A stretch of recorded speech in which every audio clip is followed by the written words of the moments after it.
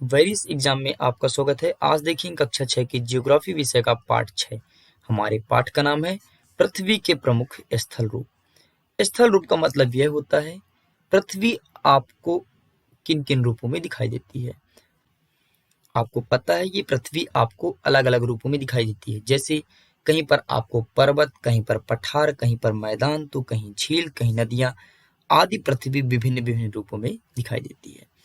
पृथ्वी सभी जगह पर एक समान या समतल नहीं है। पृथ्वी पर अनगिनत प्रकार के स्थल रूपों हैं। जैसे कुछ स्थल रूप को मैं बात कर दूं तो पहला है पर्वत, दूसरा है पठार, तीसरा है मैदान, चौथा झील, नदी, सहायक नदी, नदी मुहाना, वितरिकाएं, समुद्र, समुद्र तट, स्थल संधि, प्रायद्वीप, द्वीप आदि विभिन्न प्रकार के स्थल रूप हैं। मैं आपको एक इमेज दिखा रहा हूं, उसके माध्यम से आप पृथ्वी के कुछ स्थल रूपों को आसानी से पहचान पाएंगे। तो देखिए, जी आपके स्क्रीन पर एक इमेज रहा, इस पर पृथ्वी के विभिन्न स्थल रूप दिखाए गए हैं। आप देख लीजिए, जैसे पर्वत। पर्वत कुछ और नहीं, पृथ्वी का सबसे ऊंचा भाग जिसे हम पर्वत के नाम जानते हैं। फिर आता है पठार। पठार कुछ और नहीं, पृथ्वी से नीचा और मैदान से ऊपर उठा हुआ भाग जिसे हम पठार कहते हैं। यह हमें टेबल के संरचना के अनुसार दिखाई देता है। मतलब ऊपर पठार प्लेन होता है, लेकिन पर्वत ऊपर प्लेन नहीं होता। पर्वत देखिए उबड़ खाबड़ आपको दिख रहा है, पर्वत का संरचना कुछ ऐसा होता है। नीचे है मैदान। मैदान का निर्माण कैसे होता है? तो मैदान का निर्माण नदियों द्वारा होता है। करोड़ों लाखों जनसंख्याएं मैदान पर ही निवास करती है। इसके अलावा आता है पर्वत श्रृंखला। पर्वत श्रृंखला कुछ और नहीं, कई पर्वतों का समूह क्रमबद्ध तरीके से जमा हो, उसे हम कहते हैं पर्वत श्रृंखला। घाटी क्या चीज है? यहाँ पर घाटी लिखा हुआ है। दो पर्वत के बीच में जो रिक्त स्थान होता है उसे हम घाटी कहते हैं। इसके अलावा है प्रायद्वीप और द्वीप। इसमें कई बार इसमें अंतर पूछा जाता है कि द्वीप और प्रायद्वीप में क्या अंतर है। तो देखिए, द्वीप क्या होता है? चारों तरफ पानी से घिरा हुआ भाग को हम द्वीप कहते हैं। लेकिन प्रायद्वीप जिसके तीन ओर पानी हो और एक ओर स्थल हो, उसे हम कहते हैं प्रायद्वीप। आगे चलते हैं। नदी बहकर क्या है? समुद्र में मिला तो उसे बोलते हैं नदी मुहाना। मतलब नदी का वह भाग जो समुद्र में आकर के मिले उसे नदी मुहाना बोलते हैं। डेल्टा, जब नदी गिरती है तो बड़े बड़े गर्त का निर्माण करती है, उसे हम कहते हैं डेल्टा। तो मुझे उम्मीद है आप कुछ स्थल रूप को पहचानने लगे होंगे। अब आइए जानते हैं आखिरकार इन स्थल रूप का निर्माण कैसे होता है, क्यों होता है। तो देखिए, स्थल रूप निर्माण के दो मुख्य कारण है। पहला कारण है आंतरिक और दूसरा है बाह्य। तो सबसे पहले समझते हैं आंतरिक कारण क्या है। देखिए, पृथ्वी के अंदर ही अंदर कुछ ऐसी अन्योन्य क्रियाएं होती हैं जिसके कारण पृथ्वी की कहीं कहीं पर ऊंचाई बढ़ जाती है और कहीं कहीं पर अपने से ऊंचाई घटने लगती है। तो आपके स्थल रूप में परिवर्तन आया ना, ऊंचाई बढ़ने लगी तो क्या बना? पर्वत बनेगा। लेकिन यदि ऊंचाई कम होने लगी या फिर गर्त बनने लगा तो वहां पर कुछ आपका झील बन जाएगा या फिर छोटे मोटे तालाब बन जाएंगे, तो इनका निर्माण हो जाता है। दूसरा कारण है बाह्य। बाह्य कारण क्या है? स्थल के लगातार बनने और टूटने कारण जो परिवर्तन होता है उसे हम बाह्य कहते हैं। बाह्य में दो मुख्य हैं, पहला है अपर्दन, दूसरा है निक्षेपण। इसको आपको समझाते हैं। आइए देखिए, इसके दो मुख्य कारण हैं, पहला अपर्दन और दूसरा निक्षेपण। देखिए, अपर्दन क्या है? पृथ्वी के सतह के टूटकर घिस जाने को अपर्दन कहते हैं। अपर्दन की क्रिया के द्वारा सतह नीची होती आती है। मतलब आपका पृथ्वी का सतह जो टूट करके घिसते गया और बड़े बड़े गड्ढे बन गए या फिर कुछ भाग नीचे हो गया, उसे हम अपर्दन कहते हैं। अब निक्षेपण क्या है? इस अपर्दन को ला करके यहाँ पर मिट्टी डाले और पुनः प्लेन बना दे, समतल बना दे, जिसे हम कहते हैं निक्षेपण। मतलब अपर्दन का काम होता है गर्त करना और निक्षेपण का काम होता है गर्त को भरना। ये दो प्रक्रियाएं होती हैं। ये दो प्रक्रियाएं में कई कारण हैं, जैसे बहता हुआ जल, बहते हुए जल कारण ये प्रक्रियाएं होती हैं। इसके साथ ही वायु वायु जो चलती है, तो वायु पहले तीव्र गति से आई तो कहीं के मिट्टी के धूल कण को उठा करके ले गई, तो वहां की मिट्टी कम हुई, तो वहां पर क्या हुआ? अपर्दन हुआ। लेकिन कभी कभी ऐसा होता है कि ठीक है, सपोज दैट यहाँ पर वायु चल रही है और अब वायु इधर चल रही है, तो वायु यहाँ का मिट्टी बहा करके लाई और इस गड्ढे पर जाके के भरी, इसे हम कहेंगे निक्षेपण। इस पाठ में हम विभिन्न प्रकार के स्थल रूपों का तो अध्ययन करेंगे ही करेंगे, इसके साथ 3 स्थल रूपों को बहुत अच्छे समझने का प्रयास करेंगे। पहला पर्वत, दूसरा पठार और तीसरा मैदान। तो इन 3 स्थल रूपों में से आइए सबसे पहले समझते हैं पर्वत क्या है। देखिए, पर्वत कुछ और नहीं होता, पृथ्वी की सतह की प्राकृतिक ऊंचाई पर्वत कहलाती है। मतलब पर्वत हमेशा प्राकृतिक द्वारा निर्मित होता है, पर्वत मानव निर्मित नहीं हो सकता है। इसके साथ ही पर्वत की संरचना शंकु के आकार का होती है। आप देखते हैं पर्वत ऊपर सकरा और आधार पर चौड़ा होता है। पर्वत जहां पर रहता है वहां के स्थान पर्वत से छोटे रहते हैं। आपको पर्वत देखना है तो आपके आसपास का वह क्षेत्र जो ऊपर उठा हुआ हो उसे हम पर्वत कहते हैं। इसके साथ आता है पठार। देखिए पठार क्या है इसको समझते हैं। पठार पर्वत से नीचा और मैदान से ऊंचा भाग होता है। मतलब जैसे पर्वत ऊपर उबड़ खाबड़ होता है लेकिन पठार ऊपर समतल होता है, उसे हम पठार कहते हैं। मैदान क्या है? मैदान की ऊंचाई ज्यादा नहीं होती, लगभग 100 मीटर तक अधिकतम होती है और प्लेन होता है और बहुत बड़ा भाग होता है, इसे हम मैदान कहते हैं। आइए सबसे पहले हम समझते हैं पर्वत से हमें कौन कौन से लाभ हैं, फिर इसके बाद देखेंगे पर्वत के कितने प्रकार होते हैं। तो सबसे पहले हम बात करते हैं लाभ के बारे में। तो देखिए पर्वत से हमें विभिन्न प्रकार के लाभ मिलते हैं। यदि हम पहले लाभ की बात करें तो पर्वत से आपको विभिन्न प्रकार की जड़ी बूटियां मिलती हैं, जीव जंतु को रहने के लिए आवास मिलते हैं, लकड़ी की प्राप्ति होती है जैसे ईंधन की प्राप्ति, जानवरों के लिए चारा मिलते हैं। ये पर्वत के लाभ हो गए। यदि हम पर्वत के दूसरे लाभ की बात करें तो पर्वत जल के बहुत बड़े संग्रहागार होते हैं। संग्रहागार का मतलब विभिन्न प्रकार की नदियों का उद्गम आपके पर्वत से ही होता है। जैसे मैं आपको बता देता हूँ, गंगा, यमुना, ब्रह्मपुत्र, नर्मदा आदि विभिन्न प्रकार की बड़ी बड़ी नदियों का उद्गम आपके पर्वत से ही हुआ है। नंबर तीसरा, सैलानियों को पर्वत मनोरंजक बनाता है। मतलब उसकी प्राकृतिक सुंदरता को देख करके वो अट्रैक्ट हो जाते हैं, आकर्षित होते हैं, वहां पर घूमने आते हैं, विजिट करते हैं और विभिन्न प्रकार के खेल भी पर्वत पर खेले जाते हैं जैसे पैराग्लाइडिंग हो गया, रिवर राफ्टिंग हो गया आदि विभिन्न प्रकार के खेल पर्वत पर ही खेले जाते हैं। आइए जानते हैं आखिरकार पर्वत के कितने प्रकार होते हैं और हमारे भारत देश में किस प्रकार के पर्वत पाए जाते हैं। देखिए इमेज में आपको एक पर्वत का इमेज दिख रहा है। यह इमेज हिमालय पर्वत का है। हिमालय पर्वत बलित पर्वत है।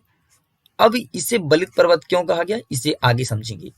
भूपर्पटी किससे कहते हैं, तो पृथ्वी के सबसे ऊपरी भाग को भूपर्पटी कहते हैं। आइए समझते हैं आखिरकार हिमालय पर्वत को बलित पर्वत क्यों कहा गया है। देखिए पर्वत के मुख्यतः 3 प्रकार होते हैं, बलित, भ्रंशोत्थ पर्वत और ज्वालामुखी पर्वत। सबसे पहले समझते हैं बलित पर्वत क्या है। बलित पर्वत वह पर्वत जिसकी सतह उबड़ खाबड़ और शिखर मतलब चोटी शंकु के आकार का होती है, उसे हम बलित पर्वत कहते हैं। जैसे भारत की अरावली श्रृंखला विश्व की सबसे पुरानी बलित पर्वत श्रृंखला है। यह अपर्दन की प्रक्रिया के कारण यह श्रृंखला खिंच गई है। आप देखते हैं अरावली पर्वत का कुछ भाग आपको घिसा हुआ दिखाई देगा। अब अपर्दन क्या होती है आपको मैं पहले समझा चुका हूं। अपर्दन कुछ और नहीं होती है, एक स्थान की मिट्टी उठ करके दूसरे स्थान पर जाना। जिस स्थान की मिट्टी निकली है वहां पर गड्ढे का निर्माण करना या फिर मिट्टी कम हो जाना, दब जाना, उसे हम अपर्दन कहते हैं। और इस पर भरने का काम कौन करता है, निक्षेपण करती है, याद रखिएगा। इसके अलावा कुछ और बलित पर्वत के उदाहरण मेरे पास हैं। जैसे आपका हिमालय पर्वत जो आपके इमेज में देखे हैं, इसका सतह उबड़ खाबड़ है और यह आपके शंकु के आकार का दिखाई देगा। जैसे आप देखिए हिमालय पर्वत की सबसे ऊंची चोटी माउंट एवरेस्ट, माउंट एवरेस्ट जिसकी ऊंचाई लगातार बढ़ती जा रही है। इसकी वर्तमान में ऊंचाई है 8,850 मीटर, लगातार बढ़ती जा रही है। इसके बढ़ने का रीजन ये है कि पृथ्वी के अंदर ही अंदर अन्योन्य क्रिया होती है। आप जब माउंट एवरेस्ट को देखेंगे तो माउंट एवरेस्ट आपको एक शंकु के आकार का दिखाई देगा। इसके अलावा बहुत से और पर्वत है, जैसे आल्प्स पर्वत हो गए जो कि यूरोप महाद्वीप में है। इसके अलावा अपलेशियन पर्वत जो कि उत्तर अमेरिका में है, ये इसका उल्लेख भी यहाँ पर किया गया है, अपलेशियन पर्वत। इसके अलावा और पर्वत है एंडीज जो आपके दक्षिण अमेरिका में है। एंडीज के अलावा और है यूराल पर्वत जो आपके रसिया में है, इसका भी उल्लेख आपके पुस्तक में किया गया है। आदि, ये सब बलित पर्वत के उदाहरण हैं। आइए अब समझते हैं आखिरकार भ्रंशोत्थ पर्वत क्या है। भ्रंशोत्थ पर्वत कुछ और नहीं है, जब बहुत बड़ा भाग टूटकर तथा ऊर्ध्वाधर रूप में विस्थापित होते हैं, इसे हम भ्रंतोष्ठ पर्वत कहते हैं, या तब भ्रंतोष्ठ पर्वत का निर्माण होता है। देखिए आपको इमेज में मैं दिखा रहा हूं, ये देखिए इसका एक बड़ा भाग टूट गया है, तो एक भाग ऊपर उठ गया और दूसरा भाग नीचे दब गया है। ऊपर उठे भाग को उत्खंड कहते हैं, इसे आप हर्ष के नाम से भी जानते हैं, और नीचे दबे हुए भाग को द्रोणिक कहते हैं, जिसे आप ग्रावेन के नाम से भी जानते हैं। इसके कई उदाहरण हैं, यूरोप की राइन घाटी तथा वॉस्जेस पर्वत इसके उदाहरण है। इसका उल्लेख भी आपकी पुस्तक में है। आगे देखिए ज्वालामुखी पर्वत। ज्वालामुखी पर्वत कुछ और नहीं है, वह पर्वत ज्वालामुखी क्रियाओं कारण बनते हैं, जिन्हें हम ज्वालामुखी पर्वत कहते हैं। जैसे नीचे देखिए अफ्रीका का माउंट किलिमंजारो, यहाँ पर हमेशा लगातार ज्वालामुखी आते रहता है। जापान का फ्यूजियामा, यहाँ पर भी ज्वालामुखी पर्वत यहाँ पर भी हमेशा ज्वालामुखी आते रहते हैं, जो ज्वालामुखी पर्वत के उदाहरण हैं। एक मैं आपको क्वेश्चन देता हूं, इसका आंसर आप कमेंट बॉक्स में लिख करके बताना। कोई 3 ज्वालामुखी पर्वत का नाम बताइए। जो मैं इस पर उल्लेख नहीं किया हूं, उसका नाम आपको कमेंट बॉक्स में लिख करके बताना है। देखिए ज्वालामुखी पर्वत के यहाँ पर आपको इमेज भी दिखाया गया है। ये रहा ज्वालामुखी पर्वत का इमेज, यहाँ से ऐसे लावा बाहर निकलता है। ये ज्वालामुखी के साथ राख, भाप तथा अन्य धूल कण भी बाहर निकलते हैं, जो आकर के बाहर जम जाते हैं, जो बड़े बड़े चट्टानों ग्रहण करती हैं। इससे काली मिट्टी की भी निर्माण होती है ज्वालामुखी से। आप ध्यान रखिएगा। अब आइए समझते हैं आखिरकार पठार क्या है। देखिए पठार कुछ और नहीं है, पठार ऊपर उठी एवं सपाट भूमि होती है। मतलब मैदान से तो नीचे होते हैं, लेकिन पर्वत से तो नीचे होते हैं, लेकिन मैदान से ऊपर उठा हुआ भाग पठार कहलाता है। पठार की ऊंचाई 100 मीटर से लेकर के कई हजार मीटर तक होती है। पठार की संरचना मेज के अनुसार होती है। जैसे आप मेज देखते हैं, मेज आपका ऊपर उठा रहता है और ऊपर क्या रहता है, समतल। ठीक वैसे ऊपर पठार भी समतल रहता है। पठार भी पर्वत की तरह नए तथा पुराने हो सकते हैं। जैसे भारत में दक्कन का पठार पुराने पठारों में से एक है। इसके अलावा केन्या, तंजानिया, युगांडा का पूर्वी पठार एवं ऑस्ट्रेलिया का पश्चिमी पठार इस प्रकार के उदाहरण हैं। आप देखते हैं तिब्बत का पठार सबसे ऊंचा पठार है, जिसकी ऊंचाई समुद्र तल से 4000 से लेकर के 6000 मीटर तक है। पठार हमारे लिए बहुत उपयोगी होता है, क्योंकि पठार पर विभिन्न प्रकार के खनिज पाई जाती हैं। जैसे अफ्रीका के पठार में सोना एवं हीरा के खनन के लिए प्रसिद्ध है, और भारत में छोटा नागपुर का पठार आपके लोहा, कोयला और मैग्नीज के बहुत बड़े भंडार पाए जाते हैं। इसके अलावा पठारी क्षेत्र में बहुत प्रकार के जलप्रपात भी हो सकते हैं। क्योंकि यहाँ से नदियां ऊंचाई से नीचे गिरती हैं। देखिए जैसे भारत में छोटा नागपुर पठार में स्वर्ण रेखा नदी पर हुंडारू जलप्रपात, कर्नाटक में जोग जलप्रपात, इस प्रकार के जलप्रपात के कई उदाहरण हैं। लावा पठार में काली मिट्टी की प्रचुरता होती है, जो उपजाऊ होती है और खेती के लिए काफी अच्छी मानी जाती है। कई विभिन्न प्रकार के पठार लोक मनोरंजक होते हैं, जहां पर्यटक आते हैं और पर्यटक को आकर्षित करते हैं ये पठार। अब आइए समझते हैं आखिरकार मैदान क्या है। देखिए मैदान समतल भूमि के बहुत बड़े भाग होते हैं। इसकी ऊंचाई सामान्यतः समुद्र तल से 200 मीटर से अधिक ऊंचे नहीं होते हैं। मैदान काफी समतल होते हैं। मैदान का निर्माण नदियों द्वारा तथा उसकी सहायक नदियों के द्वारा होता है। देखिए जैसे ये आपका पर्वत हो गया है, पर्वत से नदी का उद्गम होता है, यह तो बात आपको पता है। अपने जल के साथ पर्वत से छोटे छोटे बालू के कण, मिट्टी आदि बहाकर लाती है, जिससे पर्वत को वह अपरदित करती है और जाकर के घाटी वाले स्थान पर वो निक्षेपित कर देती है, मतलब उसको भर देती है, जिससे मैदान का निर्माण होता है। मैदान बहुत अधिक उपजाऊ होते हैं।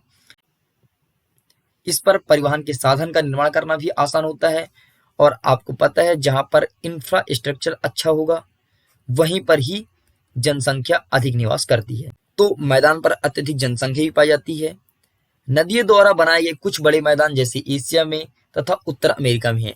जैसे आप देखते हैं एशिया में गंगा का मैदान, ब्रह्मपुत्र का मैदान, ये बहुत बड़े मैदान है जिस पर करोड़ों की जनसंख्या निवास करती है।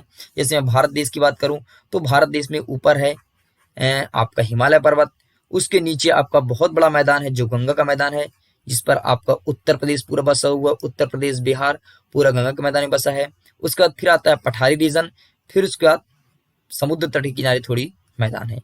तो अधिकतर जनसंख्या आपका निवास करती है मैदान पे, और यहाँ पर कृषि योग्य भूमि भी होता है। आइए अब इस पाठ के एक अंतिम टॉपिक को डिस्कस करते हैं, स्थल रूप एवं लोक। आपको पता है कि हमारे पृथ्वी पर विभिन्न प्रकार के स्थल रूप पाई जाती हैं, जैसे कहीं पर्वत, कहीं पठार, कहीं मैदान आदि विभिन्न प्रकार के स्थल रूप हैं।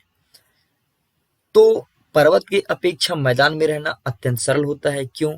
क्योंकि पर्वत पर सही मात्रा पर जलवायु उपस्थित नहीं होते हैं अकॉर्डिंग टू मैदान, और पर्वत पर हम खेती भी नहीं कर सकते हैं, मैदान पर खेती कर सकते हैं, घर बना सकते हैं, अच्छी अच्छी सड़कों का निर्माण कर सकते हैं, मतलब आधारभूत संरचना का विकास कर सकते हैं। क्यों? पर्वत पर बड़ी बड़ी चट्टानें होती हैं, जिस कारण उनको तोड़ना कठिन होता है, इसलिए वहां पर आधारभूत संरचना का विकास नहीं हो पाता है। और आप देखते हैं कि जो व्यक्ति पर्वतीय क्षेत्र से बिलोंग करता है और जो व्यक्ति मैदानी क्षेत्र से, उनमें रहन सहन, चाल चलन, बोलचाल में बहुत अधिक अंतर हो जाता है। कभी कभी प्राकृतिक आपदाएं जैसे भूकंप, ज्वालामुखी, तूफान, बाढ़ बहुत विनाश कर देती हैं। इन आकस्मिक घटनाओं के बारे में जागरूकता पैदा करके हम आने वाले खतरों को कम कर सकते हैं। इसके अलावा हम स्थल रूप का उपयोग गलत तरीके से करते हैं, जैसे उपजाऊ भूमि पर हम मकान बना देते हैं, या फिर उपजाऊ भूमि पर कूड़ा करकट डाल देते हैं, गंदगी फैलाते हैं, पानी को गंदा करते हैं। यह जो हमें प्रकृति द्वारा वरदान प्राप्त हुआ है, इसका हम अत्यधिक बुरी तरह से दोहन कर रहे हैं। तो हमें चाहिए कि हमें पानी को स्वच्छ रखना चाहिए। हमें चाहिए कि उपजाऊ भूमि पर हम मकान ना बनाएं, कूड़ा करकट न डालें, ताकि उपजाऊ भूमि में हम अनाज का उत्पादन करके अपने देश की अर्थव्यवस्था, इकोनॉमी को डेवलप कर सकते हैं। इस प्रकार हमारा कर्तव्य है कि आने वाली पीढ़ी के लिए पृथ्वी को सुरक्षित रखें। आई होप आपको ये वीडियो पसंद आया होगा। यदि वीडियो पसंद आए तो वीडियो को लाइक करें, शेयर करें एंड सब्सक्राइब करें। Thank you very much.